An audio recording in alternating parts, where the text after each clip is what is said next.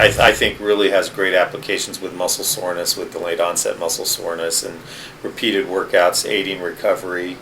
So you did see... We did. I used it a lot with our recovery. professional athletes and our elite athletes that were in here. And I think when you look at training athletes, you get it. We're all sort of, do a standardized approach with it. Mm-hmm. The key elements now, of course, are all about the research is into recovery. Right. And, right.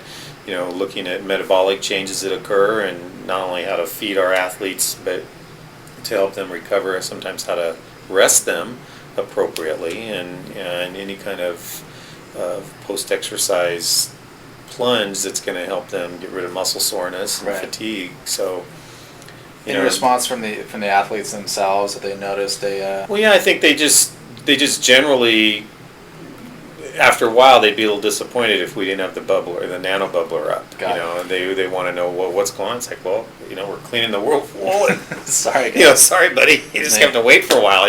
We're not using it with any electrical stim or anything else that would help, from a muscle pump standpoint, facilitate tissue drainage and decrease in edema and swelling and those kinds of things. Any different than any other thing, any of our other Okay, so modalities. you've put in well over 1,000 people, Right. and you've had absolutely no ill comments. No comment, nothing negative, no Contraindications. contraindications that I can see. I mean, I'm really conservative and careful about what we do with our patients, obviously.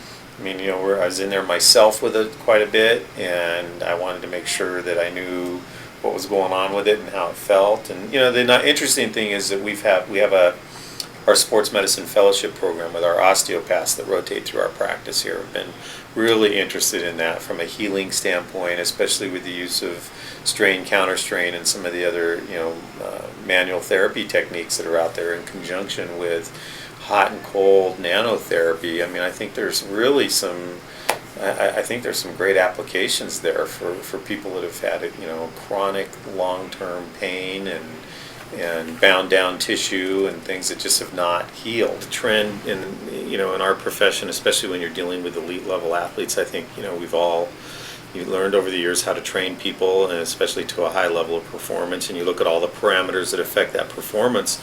The one thing now that everybody's realizing is not only training smarter, but we've got to afford our athletes that recovery time, and how do we really know what's appropriate for them and what's going to speed that up. And I've been excited about the comments that we've gotten from our athletes when they're getting out of there. The Japanese literature discusses that briefly, but again, it's hard just because of the differences in the translation. It's hard to figure out exactly what they're doing with their Olympic athletes and the other folks that are there. So it's like, come on, share a little.